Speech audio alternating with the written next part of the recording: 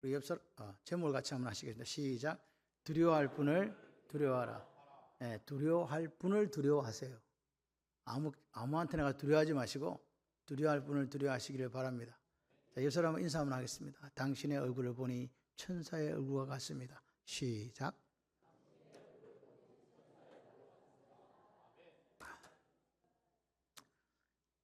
예배는 축제가 돼야 돼요. 예배에 막 와가지고 막 찌뿌둥하던 몸이 이렇게 개운하게 회복되어지는 역사가 있으시기를 바랍니다. 다리와 발목에 새 힘을 얻고 걸어 뛰고 춤추는 여러분들이 되시기를 바랍니다. 하나님이 여러분의 머리털을 세셨거든요. 아세요? 근데 그 머리털을 세신 분이 어떤 분이냐? 무능력한 분이 아니시고 전지전능하신 분이고 엘샤다이 하는 능력의 하나님이시다. 믿으시면 아멘. 그래서 오늘 우리가 이 두려움이란 부분에 대해서 우리가 점검을 좀 해보려고 해요. 뭐? 두려움인데 오늘 이 두려움에 대해서 그럼 언제부터 이 두려움이 생겼는가?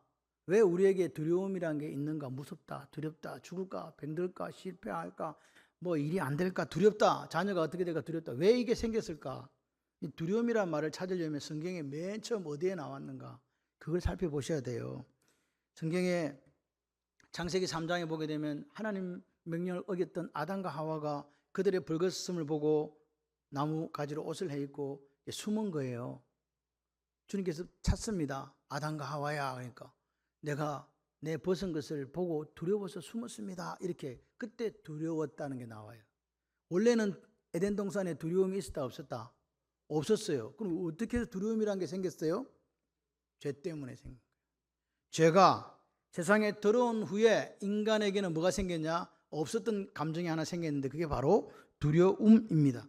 두려워하는 존재가 되었다는 거죠. 가인이 내 예배를 받아주지 않은 하나님 앞에 열받아가지고 동생을 돌로 들에 쳐서 죽입니다. 그리고 나서 징계받은 후에 내 재벌이 중하에 견딜 수 없습니다.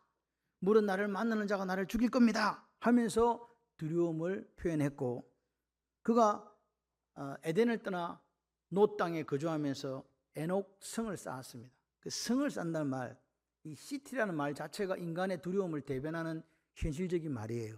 누가 누구를 방어한다? 하나님이 지켜주는 게 아니고 이제 내 생명은 내가 지킨다 하는 그 두려움 속에 나온 게 바로 이 성을 쌓았다는 거죠. 그래서 오늘 우리가 마태복음 10장의 말씀은 원래 주님께서 12제자들을 이제 선택하시고 그들에게 처음으로 어디로 보내는 여행, 전도 보내는 거예요. 그죠? 전도 보내기 전에 이제 오늘 이 하신 말씀들이 지난 시간에도 있었고 여기도 있다. 그런데 오늘 읽지 않았지만 13절에서 23절까지 너희들이 전도하러 가면 임금에게 또 공회에 잡혀가게 된다. 그리고 부모가 너희들을, 형제가 너희들을, 자녀가 아버지를, 아버지가 자녀를 그렇게 죽는 자리에 내어주는 일이 생긴다. 안 그래도 지금 전도하러 가가지고 지금 부담스러워갖고 죽겠는데 주님께서 이렇게 말씀하시는 거죠. 그런데다가 뭐라 그래요? 먹을 거 준비해 가지 마라. 무소유. 그렇게까지 이야기하시니까 지금 안 그래도 힘들어 죽겠는데 핍박까지 당한다는 소리 때문에 너무 힘들고 두려움에 빠진 거예요. 그런데 그렇게 생각하는 그들에게 주님이 뭐라고 하시냐니까 같이 해봐요. 두려워하지 말라. 두려워하지 말라고 하시는 거예요. 두려운데 두려워하지 말라고 하시는 데는 이유가 있지 않겠습니까? 왜 주님께서는 지금 핍박을 말씀하시고 무소유를 말씀하시고 전도가는 제자들이 두려울 수밖에 없는 상황인데 두려워하지 말라. 이 말씀은 오늘 21세기를 살아가는 그리스도인 우리들에게도 동일하게 두려워하지 말라는 주님의 음성으로 들려집니다. 그래서 두려워하지 말아야 될 이유와 근거를 주님께서 제시해 주시는 거예요. 너희들이 왜 두려워하면 안 되는가? 그죠? 그렇습니다. 그런데 이 사람들 얼마나 두려웠냐 하면 26절에 두려워하지 마라. 그 다음에 28절에 두려워하지 말고 31절에 두려워하지 말라. 몇 번 했다? 3번 말씀을 하시는 거예요. 첫 전도여행을 나가는데 3번씩 왜 반복하실까요? 두려워하지 말라고? 제자들이 뭐하니까 지금? 두려워 떨고 있으니까. 생각해봐요. 처음으로 이제 전도 나가려고 하는데 핍박 당할 거야. 아무것도 가져가지 마. 그런데 두려움을 안 가지는 게 이게 비정상 아니겠습니까? 그런 사람들에게 두려움에 떠는 제자들에게 주님이 무슨 근거로 도대체 두려워하지 말라고 했을까? 그 말씀이 오늘 내용이에요. 제자가 그 선생보다 또는 종이 그 상전보다 높지 못하나니 제자가 그 선생 같고 종이 그 상전 같으면 족하도다. 집주인을 바알세불이라 하였거든 하물며 그 집 사람들이랴. 간단히 말씀드리면 이 내용은 무슨 내용이냐? 내가 예수님 당신 자신이 이미 비방과 욕을 먹었기 때문에 너희들이 내 제자들이 맞다면 너희도 핍박당하는 것이 당연하다, 당연하지 않다. 당연하다는 말씀입니다. 내가 이미 당한 것을 봤지. 그러니까 뭐 모르는 것도 아니니까 이미 당한 거 봤으니 뭐 하지 마라. 너희들도 핍박당할 건데 두려워하지 말라는 거예요. 그래서 주님께서 이 두 가지 속담을 인용하신 거예요. 상전, 제자, 이거는 속담입니다. 제자가 선생 같고 종이 상전 같으면 족하다. 제자가 선생보다 또는 종이 상전 높지 못하다. 이 말은 속담인데 이 높지 못하다는 말 때문에 이해가 잘 안 되니까 어려움이 있지만 뜻은 뭐냐? 간단하게 말씀을 드리면 제자가 스승하고 같은 취급당하는 것을 두려워하지 말라 이 말입니다. 같이 취급당한다. 스승이 핍박당했으니까 제자도 뭐 당하고 핍박당하고 상전이 핍박을 받았으니까 종이 핍박받는 것은 당연한 일이다 이 말입니다. 예수인 내가 너희들의 스승인 내가 핍박당했으니 너희들이 나가서 전도할 때 핍박을 당하는 것은 당연하다는 그 말씀입니다. 그러면서 집주인과 바알세불이라는 이야기를 첨가해요. 이거 워드 플레이라고 할 수 있는데요. 예, 말로 가지고 이제 설명을 다시 해주시는 거예요. 원래 바알은 고대 가나안 땅에 그들이 다산의 신으로 섬기던 신 이름입니다. 그럼 세불은 뭐냐? 거처, 고귀한 거처라는 말, 집이라는 말입니다. 그래서 오늘 바알세불이라고 하는 것은 귀신의 집주인, 귀신의 집주인이라는 뜻입니다. 다시 말해 예수님을 뭐라고 불렀다고요? 당신 귀신의 집주인이구만. 귀신 중에 우두머리구만. 야들아, 내가 그런 취급 당했는데 너희들은 오죽하겠냐? 내가 귀신 집의 주인이냐? 이해되십니까? 이 말씀이? 여러분, 그렇기 때문에 너희들 역시 환대받기는 틀렸다 애시당초에. 그러니까 뭐 준비해라? 마음에 전도 나가기 전에 준비를 해라. 그렇게 주님이 말씀하시는 거죠. 그런데 이 바알세불이라는 것은 구약에 나오는 바알세붑의 오역으로 보여집니다. 바알세붑이 뭐냐? 예, 그거는 이 열왕기 하에 나오는 말씀인데요. 에그론의 신이에요. 에그론이 누구를 이스라엘 백성을 괴롭힌 때가 있었거든요. 쉽게 말해 속국이 된 적이 있었어요. 근데 이 바알세붑의 뜻이 뭐냐니까 파리의 왕이에요. 파리의 왕. 똥파리의 왕. 사람들이 뭘 섬겼다? 에그론 사람들이? 지금 제 말씀 이해되십니까? 그들이 신으로 섬겼던 게 뭐라고요? 똥파리. 똥파리를 신으로 섬겼다니까요. 교만 또는 똥의 왕, 파리의 왕을 섬겼다는 거죠. 그러니까 예수님을 사람들이 바알세불이라고 욕하는 것은 하나님 나라의 집주인이신 예수님을 귀신나라 마귀 집안의 우두머리로 말했다는 거예요. 바리새인들이. 그 말 자체가 예수님 입장에서 봤을 때는 신성모독이잖아요. 얘들이 나를 바알세불이라 하더라. 내가 누군데? 하나님 나라의 집주인인데. 그죠? 신성모독이라. 나를 이렇게까지 취급하는데 너희들이 전도하러 가면 어떻겠냐? 생각 안 해봐도 뻔하다. 그 말씀을 하시는 거죠. 그러니까 아니 이게 설상가상이라고. 뭐 핍박받는다. 아무것도 가지 마라. 예? 그렇게 하고 또 뭐라고요? 예? 내가 이렇게 당했으니 너도 당한다 그러면 계속 두려움을 유발시키는 거잖아요. 주님께서. 이제 마음속에 안 그래도 부담스러운데 부담이 100배 자꾸 늘어가는 거죠. 가정되고 있습니다. 그런데 이 이야기 여기서 끝나는 게 아니라는 거예요. 또 한 가지는 뭐냐? 나도 이런 대접 받았는데 내가 이런 핍박을 스승인 내가 이런 핍박을 받았으니까 너희 제자 맞지? 네. 그러니까 너희들도 무슨 준비해라? 마음에다가 준비를 하라 그 말입니다. 핍박 받을 거야. 안 받을 거라고 생각하는데 받으면 힘들지만 그죠? 준비가 되어 있으니까. 다시 말해서 주님이 받으셨던 이 핍박과 비난을 준비된 사람만 의연하게 대처하는 거예요. 우리 스승이 받았잖아. 내가 받는 거 당연하지. 아멘. 그렇게 생각하면서 견뎌낸다 그 말입니다. 그런데 26, 28절에 두려워하지 말고 전파하라고 이야기해요. 그런즉 그들을 두려워하지 마라. 감춘 것이 드러나지 않을 것이 없고 숨은 것이 알려지지 않을 것이 없느니라. 내가 너희에게 어두운 데서 이르는 것을 광명한 데서 말하며 너희가 귓속말로 듣는 것을 집 위에서 전파하라. 그러면서 28절에 몸은 죽여도 영혼은 능히 죽이지 못하는 자들을 두려워하지 말고 오직 몸과 영혼을 능히 지옥에 멸하실 수 있는 이를 두려워하라. 이렇게 주님께서 말씀하신 거죠. 여러분 보세요. 지금 아직까지는 죽는다 소리 안 했는데 지금 주님께서 막판에 뭐라고 이야기해요? 이제 죽는다. 죽는다. 이렇게 제자들이 가질 수 있는 가장 큰 두려움이 뭐예요? 죽음이거든요. 근데 예수 전하다가 어떻게 된다고요? 죽을 수도 있다. 아직 순교자가 나오기도 전이고 실제적으로 사도행전에 가야 순교자가 나오는데 주님도 아직 십자가를 지시기 전이거든요. 근데 주님은 이미 벌써 뭐라고요? 죽음에 관해서 이야기하시면서 뭐 하지 말라고? 두려워하지 마라. 두려워하지 말라. 이렇게 하시는 거죠.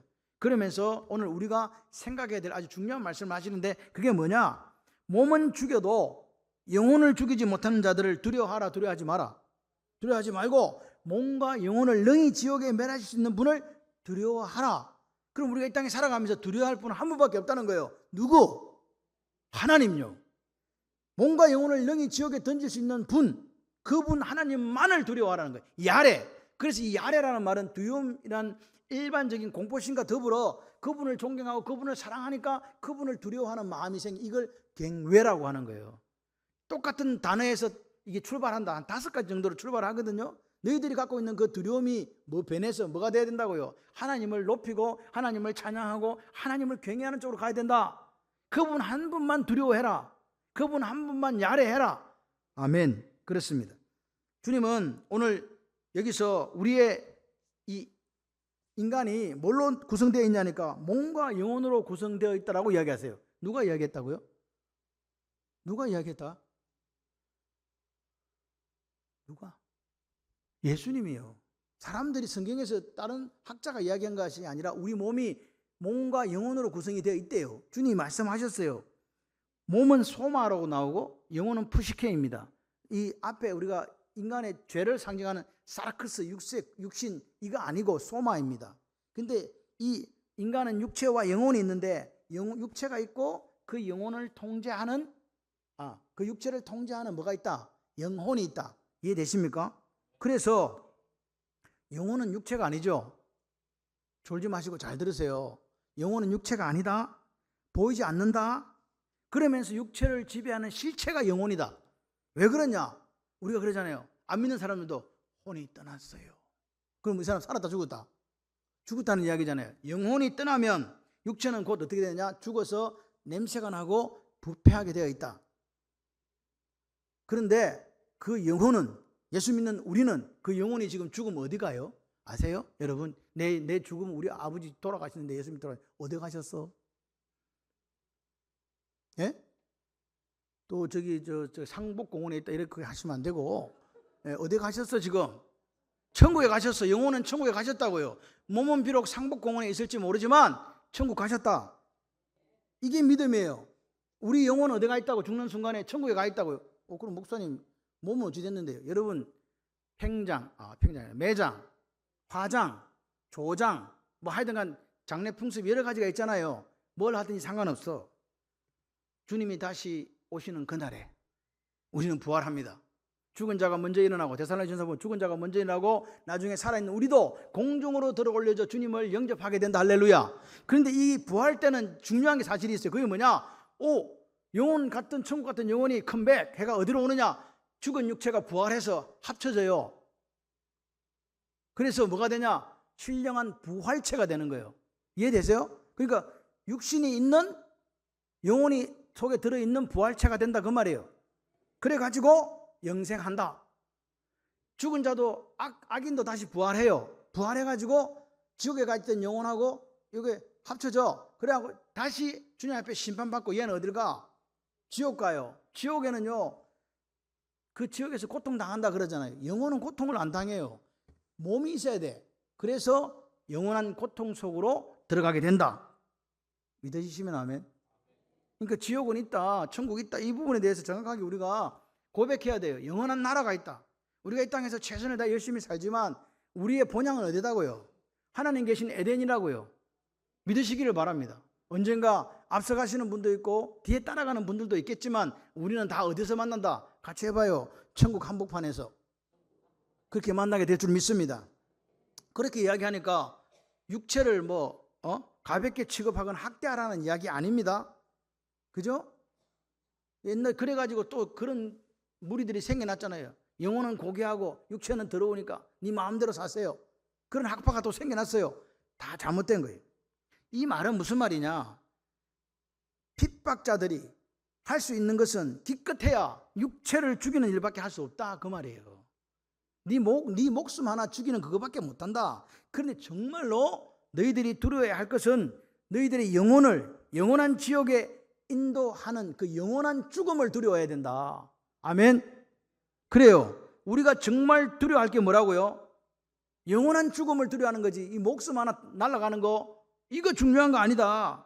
그런데 왜 사망이 인간에게 두려움이 되었는가? 왜 사망이 권세가 되었냐 이 말입니다. 죽는 게 이런 거 우리한테는 볼 때 영광인데 영원한 나라에 가는 건데 왜 이게 두려움이 됐을까? 세상 사람들은 죽은 뒤에 영혼의 세계에 대해서 알지 못해서 그래요. 모른다니까요. 저쪽에 종교에 어떤 분도 높은 분이 그래서 모른다. 막연한 두려움. 그래서 환생을 믿고 윤회를 믿으면서 그 두려움을 이겨보려고 하는 거예요. 그러면서 어떤 사람들은 안 죽으려고 불사의 꿈을 꾸고 불로초를 찾아 그렇게 불로장생의 꿈을 꾸잖아요. 여기서 우리에게 인간이 갖고 있는 근원적인 두려움을 만나요.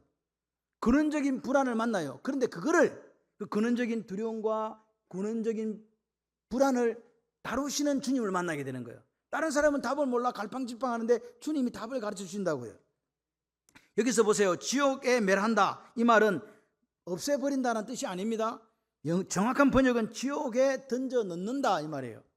지옥에 던져 넣는다. 너희들을 능히 지옥에 던져 넣는 분을 두려워하라 이 말입니다. 그래서 오늘 보십시오. 주님이 이야기하잖아요. 야, 목숨밖에 못 뺏어가는 그런 것들에 대해서 걱정하지 마. 그러니까 죽을 준비가 되어 있는 사람들한테는 두려울 거 있다는 말입니까? 없다는 말입니까? 없다는 이야기예요. 죽는다는데 뭐 어떻게 할 거야? 목숨 하나밖에 못 뺏어간다. 영혼은 누가?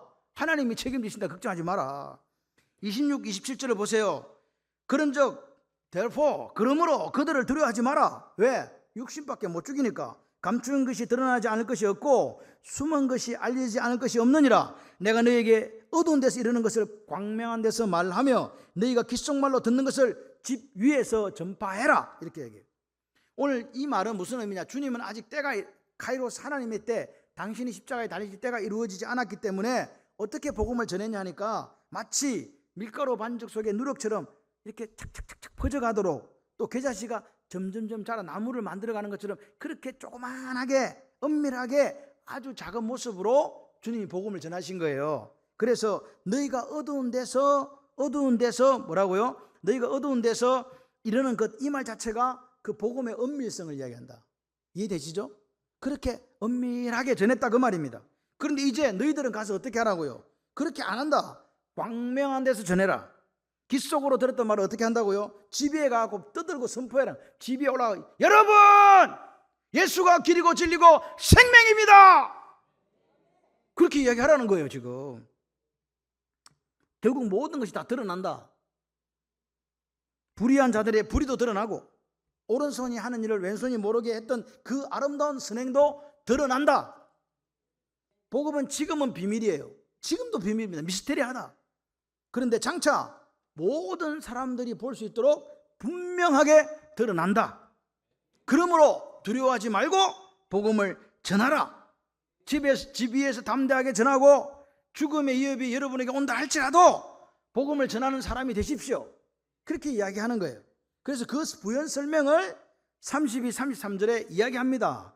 누구든지 사람 앞에서 나를 시인하면 나도 하늘에 계신 내 아버지 앞에서 그를 시인할 것이요. 누구든지 사람 앞에서 나를 부인하면 나도 하늘에 계신 하나님 아버지 앞에서 그를 부인하리라. 야, 이건 무슨 말입니다. 이게 그냥 쉽게 넘어갈 말이 아니고 사람 앞에서 시인하는 것, 사람 앞에서 부인하는 것, 이 행위가 어디로 결과가 이어지냐니까 하늘에 계신 아버지 앞에서 시인한 것과 부인한 것과 똑같은 결과를 가져온다는 거예요. 그러니까 내가 사람 앞에 한 게 누구한테 한 게 된다? 하나님 앞에. 그래서 이 말은 무슨 말이냐? 이 땅에서 살아가는 삶의 중요성을 이야기한 거예요. 뭐 이야기했다고요? 삶의 중요성. 삶이 얼마나 중요한가? 여러분, 성경은 계속해서 우리에게 이야기해요. 부자 나사로 아시죠? 부자는요 그렇게 연락을 즐겼지만 어디 갔어요? 지옥 갔어요. 나사로는요 아브라함의 품에 한 거 나그네 갔어요. 좋은 물고기 잡아다가 좋은 고기 나쁜 고기 골라가지고 나쁜 고기 던져서 바깥에 버리는 거 아시죠? 그 이야기합니다. 여러분, 마태복음 7장 15절에 23절 보십시오. 내가 주의 이름으로 선자 노릇하고 주의 이름으로 권능을 행하고 주의 이름으로 많은 일을 행했습니다. 주 모르시겠어요? 그러니까 주님께서 내가 너희를 도무지 알지 못하니 불법을 행하는 자들아 내게서 떠나가라. 여러분, 오늘 사람 앞에서 시인한다는 이 말이 단순하게 나 예수 믿어 이 말이 아닙니다. 단순히 입술의 고백을 의미하는 말이 아니라고요. 지금 제자들은 전도를 나가는데 생명을 걸고 무소유의 삶을 살아라. 생명을 걸고 복음을 전해라. 근데 그렇게 주님께서 그것만 보낸 게 아닙니다. 뭘 주신지 아세요? 같이 해봐요. 본능을 주셨다. 그리고 또 주님께서 말씀했습니다. 뱀처럼 지혜롭고 비둘기처럼 순결한 삶을 살아가 달라라고 이야기한 거죠. 그러니까 오늘 보세요. 사람들 앞에 내가 시인하고 사람들 앞에 부인함에 있어서 뱀처럼 지혜롭고 비둘기처럼 순결해야 된다는 그 이야기입니다. 여러분, 순결하다는 말은요 같이 해봐요. 일관된 그룹. 계속 그렇게 해야 돼요. 계속 구별되어져야 된다 이 말입니다. 그러면 지혜로운 삶은 뭐냐? 우리가 사업을 하든지 직장을 가든지 또는 대인관계에 있어서 같이 해봐요. 불필요한 충돌을 피한다. 무조건 부딪혀갖고 싸우라는 이야기가 아닙니다. 잘못된 것을 바르게 분별할 줄 알 뿐 아니라 바르게 말해야 돼요. 그리고 때로는 피하는 것도 포함된다. 전승에 의하면 베드로 사도가 로마를 떠납니다. 지금 로마가 이 네로의 박해로 인해서 지도자들이 죽으면 안 되잖아요.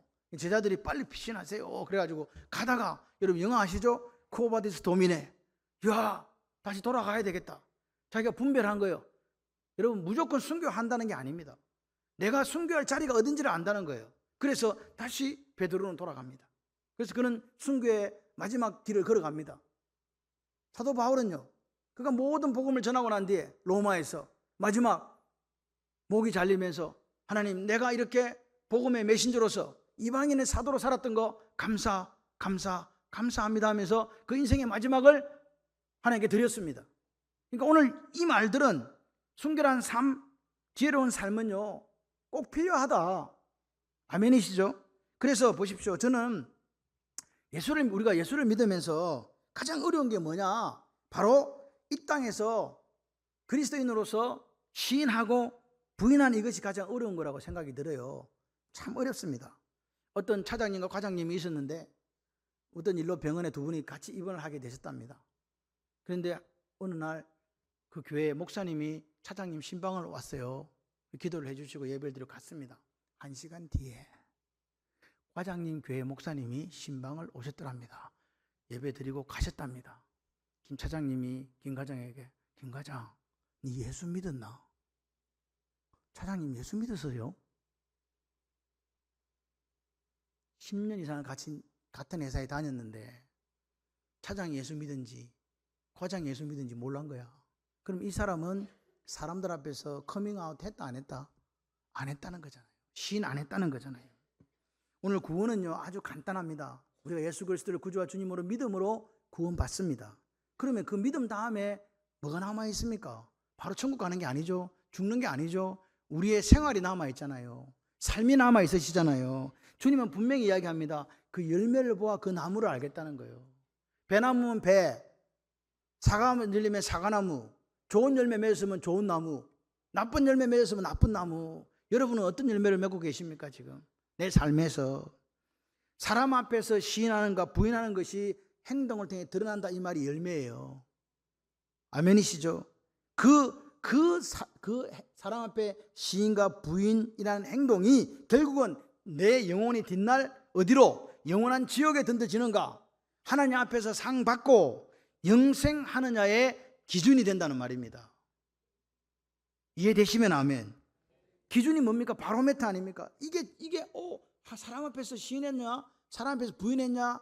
그런 아름다운 열매를 맺는 삶을 살았냐를 하나님께서 리트머스 시험지처럼 딱 담가보고, 아니면 내가 너를 도무지 알지 못함, 불법을 행하는 자 내게 떠나가라, 영원한 지옥불에서 영원토록 고통당하는 그 벌을 받을 수밖에 없는 거라 이 말입니다. 그렇기 때문에 우리가 이 땅에 살아가는 날 동안에 어떻게 사느냐가 너무너무나 중요한 문제라는 거예요. 그런데 이 시인과 이 부인 사이에 뭐가 한 개 놓여 있어요. 그게 바로 두려움이에요. 예수를 구주로 시인하는 것과 예수를 부인하는 것 사이에 뭐가 놓여 있다고요? 두려움이라는 게 놓여 있다고요. 어떤 두려움이 있습니까? 솔직하게 저는, 우리가 젊을 때는요, 다리에 피가 나도요, 아까진기 한번 바르면 돼요. 아까진기가 뭔지 아시나? 있어, 빨간 거. 그런데 요즘에는 상처 나면 어떤 생각이 드냐? 혹시 이걸로 죽는 거 아니야? 나이가 드시면요, 그런 생각이 들어요. 막연한 두려움이 몰려와요. 감기 들었는데 폐병인가? 기침 오래 하면요, 그런 두려움이 옵니까 안 옵니까? 젊은이들에게는 그런 게 없어요. 감기고 뭐시고 그냥 다 낫는다니까. 문제는 나이 드신 분한테 해당되는 거다. 직장을 잃게 될까 두려워요. 가정을 내가 잘 돌보지 못할까 두려워요. 그리고 내 장래가 어떻게 될까 너무 두려워요. 그래서 이 사람이 사람들 앞에서 주님을 시인해야 되는데 적당하게 얼버무리고 그냥 지나간다 그 말입니다. 때로는 회사의 승진을 위해서 사람들 앞에 주님을 모른 척 하잖아요. 그리고 사업상 또 우리가 사람들 앞에 주님을 모른 척 해요. 그런 삶이 뭐 때문에 있다? 두려움이란 이놈 때문에 있다는 거예요. 기억하세요. 그래서 사람들 앞에 시인하라, 이 말이 오늘 예수를 믿는 우리에게 엄청난 부담으로 다가오는 게 사실입니다. 그런데 주님은 오늘 우리를 제대로 된 그리스도인으로서의 기준을 뭘로 삼으셨냐? 네 마음속에서 마음으로 믿어 의에 이르고 입으로 시인하여 구원에 이르느니라. 할렐루야. 그렇다면 네 마음속에 있는 이것을 입으로 시인한다는 말은 네가 고백한 신앙 고백으로 살아내어 달라 그 말 아니겠어요? 그러니까 오늘 내 속에 내면적인 신앙 고백이 바깥으로 드러나는 삶의 열매가 있어야 된다. 믿으시면 아멘. 이런 삶을 주님이 보세요. 그런데 주님은 뭐가 문제냐? 우리가 속여 먹어야 되는데 주님을 약간 땡땡이 치고 농땡이 푼 걸 주님이 좀 몰라줬으면 좋겠는데 이 양반이 도대체 기만을 안 당하시는 거예요. 이게 문제예요. 예? 그것과 속이 다른 시인과 부인을 그 주님은 그대로 깨뜨려 보신다는 거예요. 사람들 앞에서 내가 부인하는 그 모습을 그분 아시고, 시인한다 할지라도 그 속에 무슨 마음이 있는지를 아신다. 사람들 앞에서 이 부인과 시인 사이에 또한 우리가 두려움을 가지고 산다는 것도 주님이 아시는 거죠. 그래서 오늘 이 두려움이란 놈이, 오늘 우리가 예수 그리스도인으로서, 그리스도를 믿는 사람으로서 온전한 그리스도인으로 이 땅에 살아가는 데 있어서 가장 큰 장애물이고 어려움이다 그 말입니다. 두려움이 없는 사람은 아무도 없습니다. 제가 인명구조 요원 자격증까지 있거든요. 근데 지금은 인명구조 당하게 됐어요. 몇 년 전에 장로님들하고 라오스를 갔단 말입니다. 제가 옛날에 4시간 동안 물에 떠 있는 그런 수영하고 막 그랬어요. 물에 가만히 떠 있어야 돼. 놀래지도 않는구나. 그랬는데 가이드가 저한테 이야기하는 거예요. 3m 되는 거기서 뛰어내리는 거, 물로 확 뛰어내리는 거 있잖아요. 다이빙. 그걸 자꾸 나를 부추기는 거야. 나 안 하고 싶은데. 그래갖고 지가 먼저 올라가서 한번 뛰내렸네. 그러니까 내가 속에 안 뛰내릴 수도 없거든. 그냥 올라가 봤어요. 제 키가 170이거든요. 3m에 170을 더하니까 까마득하게 보이는 거야. 그래서 어쩔 수 없어. 뭐 죽기 살고 뛰어내려야 되겠다. 그래서 뛰어내렸어요. 그까지는 아주 좋았어. 근데 여러분, 분명히 여러분 아셔야 되고, 물 속에 들어가면 눈을 감으면 절대로 안 돼요. 그게 원칙이에요. 눈 감으면 죽어. 그런데 제 스스로 눈이 감긴 거예요. 그래갖고 생각했어요. 이제 물에서 나올 때가 됐나? 나올 때가 됐지. 안 나오는 거야. 내 스스로 느낄 때. 이게 벌써 나와야 되는데 왜 안 나온다고 느낀다고요? 지가 눈을 감고 있잖아 지금. 그래가지고 나왔네. 한창 있다가 제가 그랬어요. 이거 다 됐구나. 다시는 내가 이런 소리 안 해야 되겠다. 제가 어떤 사람이라고요? 수영 하나에 자신 있던 사람이에요. 잠수 뭐 이런 거 필요 없어. 그냥 죽게 살기로 돌아다니는 그런, 죽는 줄 모르고 그렇게 살았는데, 지금은요 그 산 밑에 뛰어내려 가지고 눈 감고 오래가고 죽는지 사는지 모르 이런 바보 멍충이 천치가 됐다니까요. 아이고 주여. 그렇습니다. 이 두려움이라는 거, 여러분 GB에서 전파하는 거, 광명한 데서 말하는 게 뭐라고요? 사람 앞에서 시인하는 거예요. 주님을 주님으로 인정하는 거라고 믿으시면 아멘. 그런데 어떤 분은 기가 막히게 주님을 사람들 앞에 시인합니다. 나는 무슨 교회 안수집사, 나는 무슨 교회 권사, 나는 무슨 교회 장로입니다. 그렇게 이야기해요. 그런데 가만히 그 사람을 보니까 하는 행동이나 윤리지수가 안 믿는 사람보다 훨씬 못해요. 그런 경우 있죠. 한 번도 못 보셨어요? 있어요. 덕이 되는 행동을 하지 못해요. 이런 시인은 무슨 시인일까? 사람들 앞에서 입술로만 주님을 시인한 거짓 성도입니다. 다르게 말씀드리면 자기 자신을 속이는 자예요. 시인한 게 아니다 그 말입니다. 주님은 이런 기가 막힌 이 신앙에 속지 않으십니다. 왜 그런가? 그 답변이 29절 30절. 왜 속지 않으시는가 그 말이에요. 참새 2마리가 한 아사리온에 팔리지 않느냐? 그러나 너희 아버지께서 허락하지 아니하시면 그 하나도 땅에 떨어지지 아니하리라. 너희에게는 머리털까지도 다 세신 바 되었나니 두려워하지 말라. 너희는 많은 참새보다 귀하니라. 같이 한번 해보실래요? 내 생명의 주인은 예수님입니다. 내 머리털까지도 주님에게 달려 있습니다.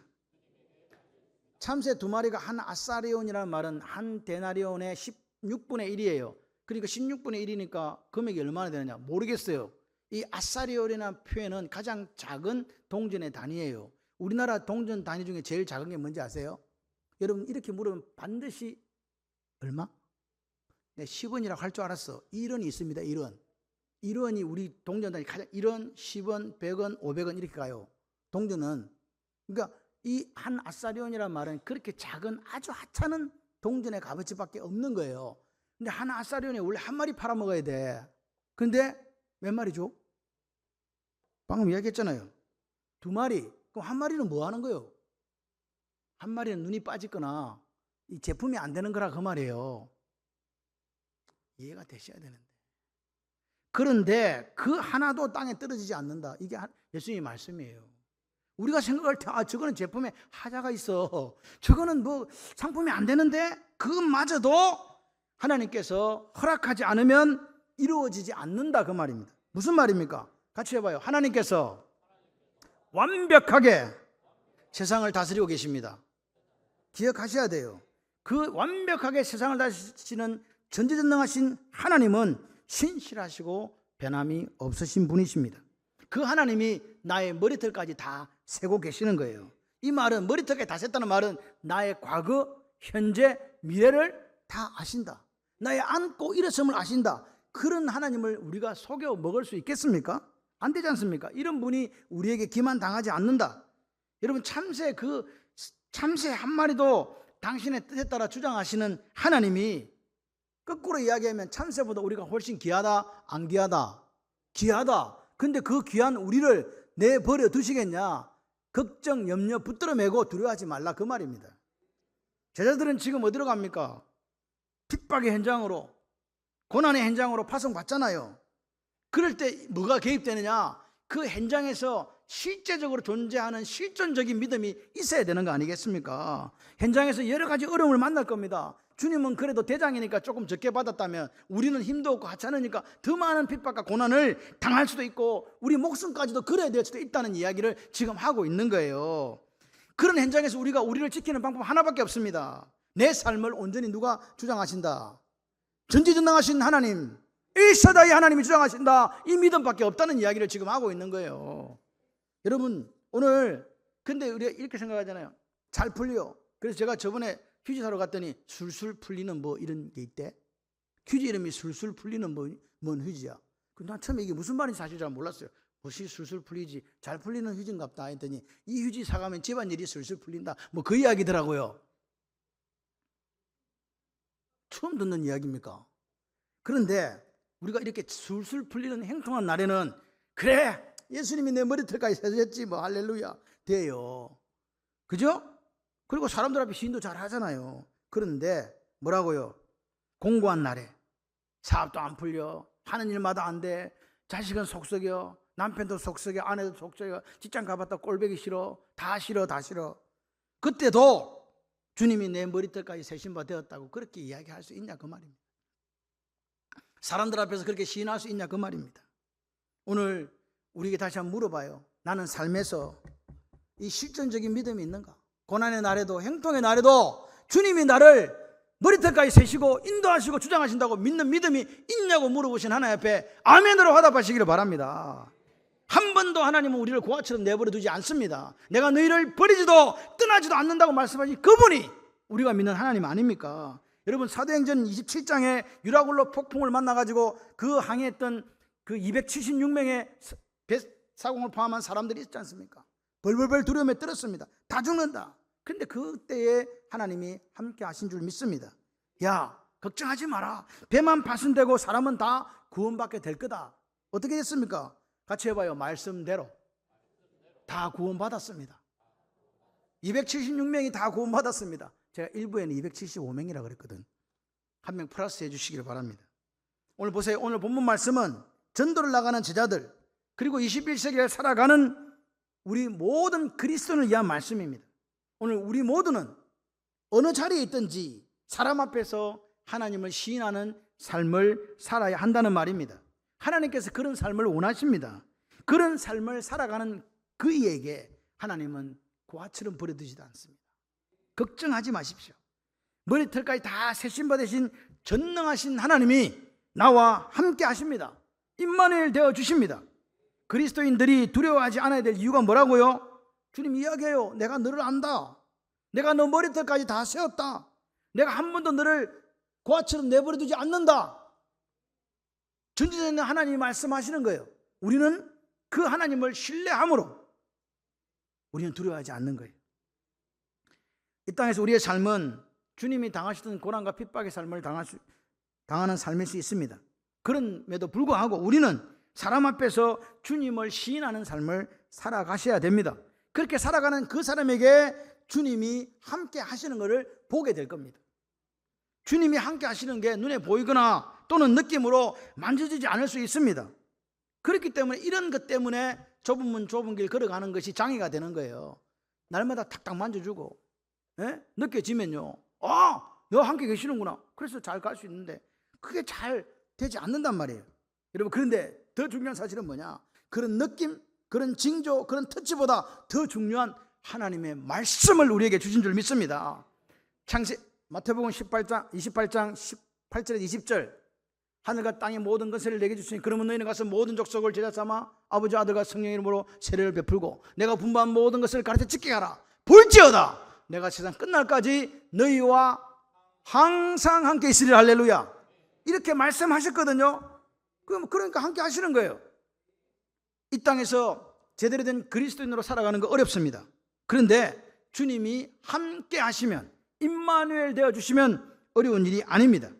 그렇기 때문에 우리는 사람들 앞에서 주님을 시인하는 믿음으로 살아야 합니다. 그럼 언제까지 그렇게 살아야 됩니까? 하루 이틀 사는 것이 아니라 주님 다시 오시는 그날까지 그렇게 살아야 됩니다. 내 생명이 다하는 날까지. 그렇게 오늘 주님을 시인하는 사람들 앞에서 그런 삶을 살 때 뱀처럼 지혜롭고 순간순간 세상 정신에 물들지 않는 비둘기 같은 순결함으로 살아가는 저와 여러분이 되셨으면 합니다. 두려움, 이 두려움이라는 거 죄를 짓고 타락한 인간의 근원적이고 생리적인 감정입니다. 없는 사람은 한 분도 안 계십니다. 그런데 이 두려움을 이기는 유일한 길은 1번 주님이 함께 하신다, 임마누엘. 2번 죽음 뒤에 주님과 영생하는 영원한 천국이 있다는 확고한 믿음. 3번 나보다 나를 더 잘하시는 주님이 나를 이끌어 가시고 고아처럼 버려두지 않을 것이라는 이 신뢰하는 믿음. 이 믿음밖에 없습니다. 불안한 시대를 살아가는, 염려의 시대를 살아가는 두려운 시대에 저와 여러분의 평안의 근거가 되시기를 바랍니다. 세상을 두려워하는 인생이 아니라 하나님을 두려워하십시오. 진정한 야래, 경외의 삶을 사는 저와 여러분에게 하나님께서 평강, 그분의 돌보심, 영원한 나라를 선물로 주실 줄 믿습니다. 이 역사가 저와 여러분의 있기를 주님의 이름으로 축원합니다.